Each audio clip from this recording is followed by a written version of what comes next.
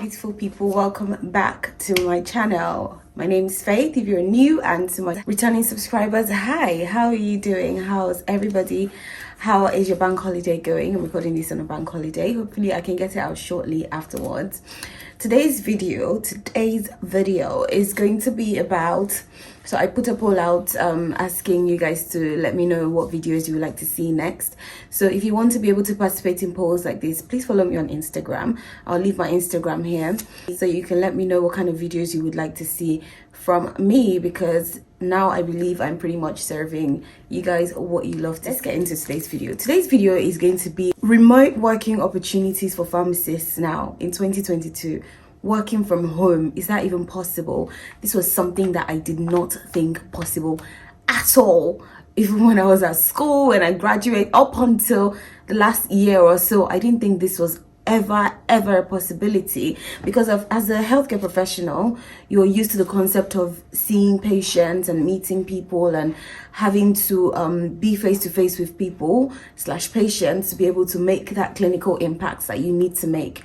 But thanks to COVID-19, or thanks to the year that COVID happened, and COVID honestly was crazy. It was crazy. However, it has actually changed the way a lot of things are structured. It's changed the way a lot of things are being done now, and that does not exclude pharmacists. I never thought in my wildest dreams that this would be possible, but I would let you guys know what remote working opportunities are out there for pharmacists at the moment. Some of them may be fully remote and some of them may be part-time remote, but again, it still gives you the opportunity of working from home. If you're someone who doesn't like to see people consistently or constantly, like there are people like that, and if you're someone who just wants to be in the comfort of your own home for various reasons, and you feel like you still will be able to be productive, then stay tuned and listen to these job roles that I'm about to mention. I have to say, a lot of them that I would mention, or a good amount of them, would require you to have a good level of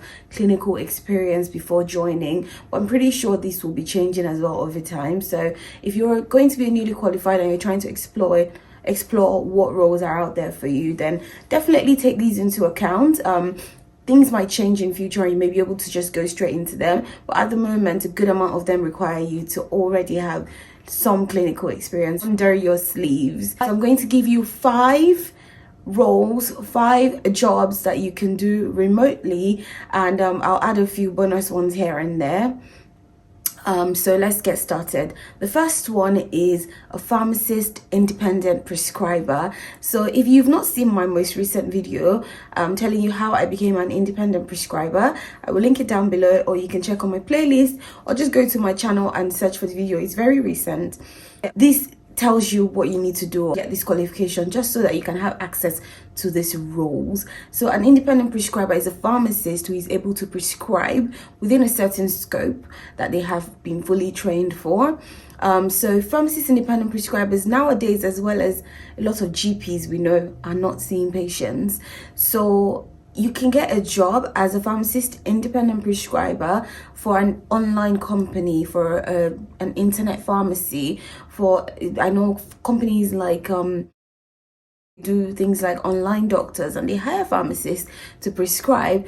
You can work as a prescriber for different surgeries or different clinical prescribing solution practices. Like, there's so many different places that require prescribing pharmacists to be a part of their team now, and a lot of these jobs you can do remotely. All you need to do is be at home, have your computer, and speak to patients where necessary, or screen patient notes where necessary, and prescribe medications as appropriate. So this has taken away the need to actually see patients physically.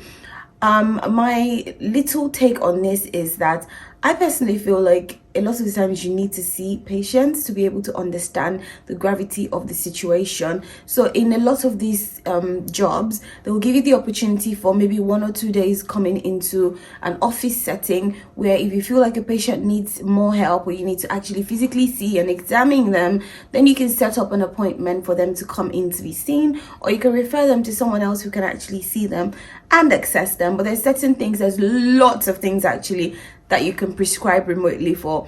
Minor ailments are things you can easily prescribe remotely for. So by minor ailments, I mean things like sexual health infections or things like antibiotics for acute conditions that you can easily gauge without seeing the patient. Yeah. So number 2 is a medical writing. What is medical writing? I actually only heard of this recently. So medical writing entails applying principles of clinical skills and clinical research to writing medical paperwork or medical information. So this could be in form of passing information to healthcare professionals. So you know the things that come out newly and you need to like write up about them and make this information available to healthcare professionals just so they can update their information library. But for this kind of job, you will need to have excellent communication skills, and this could be spoken skills, written skills, in fact everything. You just need to have excellent skills that you can translate into writing and speaking, and you can apply your clinical skills and your clinical knowledge and your knowledge of research and your research ability to writing up these things. And medical writers work for various companies. You could work for manufacturing companies and you can help them write information about their new medications that are coming out. You can help them write information about almost anything that is medically related as a pharmacist, because you do have that knowledge. You can also be a medical writer for a lot of tech companies. Say for example, a tech company, and this is going to lead into my next point actually, tech companies that, you know, dish out medicines information for patients. You can be their pharmacist, medical writer, dig up information that they need to put on their systems just to help make sure that these systems are up to par for patient care. So medical writing is one of them. So you can look around and see what kind of jobs are out there in your area that you can do as a medical writer. Some of them might need you to come in, but a lot of them I'm sure you can do remotely. So the next one is pharmacists in tech, and I've touched a little bit on this when I spoke about medical writing, but I need you to know that pharmacists in tech can be different things. Sorry if I'm looking down at my notes so I don't miss anything. So pharmacists in tech, you could either be launching a software with the help of a software developer, and it could be a software that you know would help to optimize patient care, to give patient the best out of their medications. You could be a software that make medication information more accessible to patients or even healthcare professionals that need this information while they're treating patients.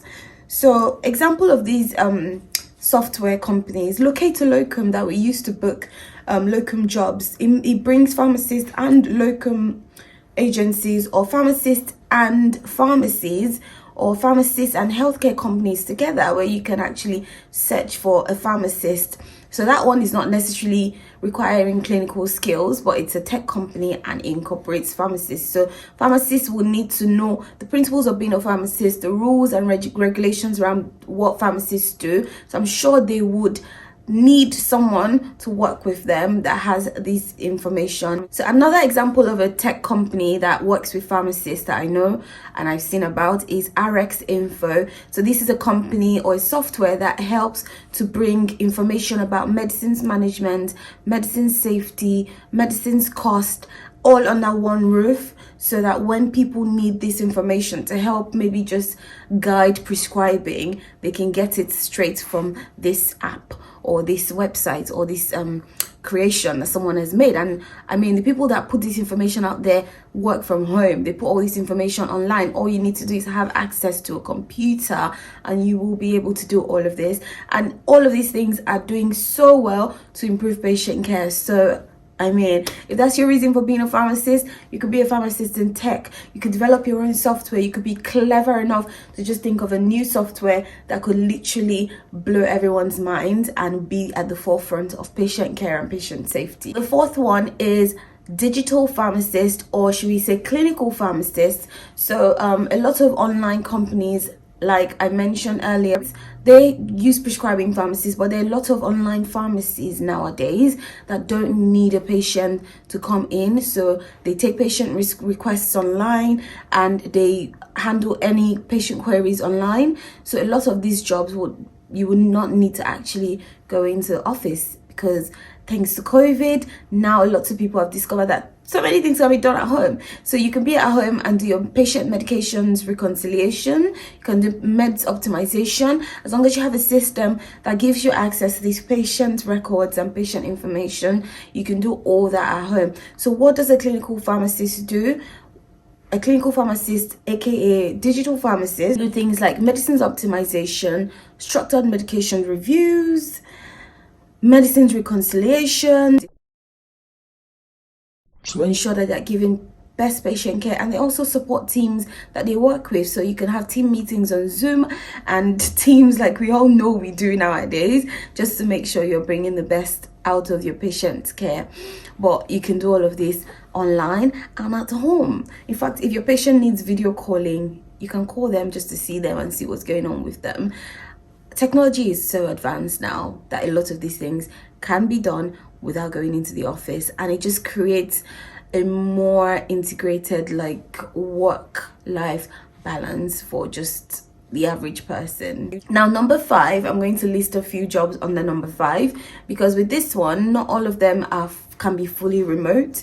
So a lot or some of these jobs that I'm going to mention, or most of them, are jobs where you can do part remote and part going into work. And this is the kind of jobs that suit someone like me, because I personally would not want to just constantly be at home.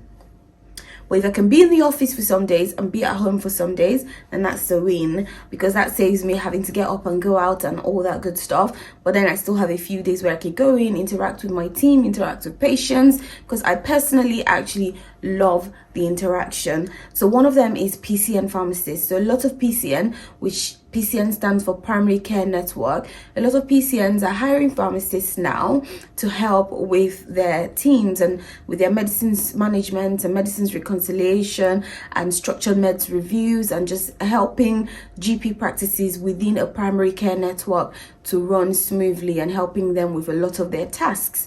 So a lot of PCN pharmacists I know work partly from home and partly in the office. Why? Because a lot of the things you're doing, all you need is a computer. So you're doing meds management and you're looking at all the patients, say for example on a Pixaban, and you're trying to see what the rationale was for putting them on it. Have they done all their blood tests? Have they done all their reviews? Have they done everything they need to do to make sure that they're optimizing care in that respect? You only need your computer to access records for those patients and then let the surgery know exactly what needs to be done for XYZ patients, call them in or let them know they do a blood test and all that. That's just an example of what a primary care network pharmacist would do. Another job is a medicines optimizations pharmacist, of which I think still comes under PCN pharmacist, but then some companies and some practices and some hospitals hire medicines optimization pharmacists.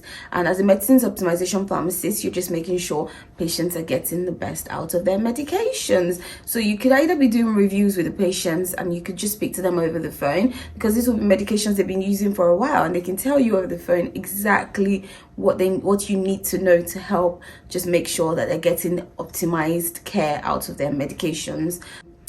And the last one I'm going to say is my role. What I do now, I am a medicines advisor at home pharmacist, and if you've not seen that video, it's somewhere. I'm going to link it down below, or you can find it on my channel. Just shows you what I do on a day-to-day basis, and I don't have to always go into the office, because some days I don't have patient visits, or some days I can visit my patient and then go back home and complete my write-up from home. But the main thing is that there is still that flexibility for me to do some of my work from home, and then once that's done, I have a good balance of meeting people, speaking to my colleagues, having team meetings, but still working from home and having some time to just be in my own space. So these are all the jobs that I've come across recently that I think are really good, and most of them have recently just come up for pharmacists to fill. And I just think everything happening in the world right now, at least there's a plus coming out of it for pharmacists, because I'm sure a lot of us are happy about the opportunity to work from home, especially people that have got families. It just creates a more like flexible work life. You don't feel like you have to be in one place at a certain time and this has to happen and that has to happen. There's a little bit of flexibility and it just feels oh so good. So if you're a pharmacist or a pharmacy student and you didn't know about these, please please let me know in comment section below, or give me a thumbs up, like this video, share this video to your friends who you think might need to see them. But yeah, the world is your oyster as pharmacists nowadays. You're not only restricted to being a community pharmacist or a hospital pharmacist. There's so much more out there. If I do come across any more, I will be sure to do a part 2 to this video, but I hope this comes to someone who probably did not know about any of these roles. Thank you so much for watching my video. Thank you for stopping by on my channel, and I will catch you in my next video.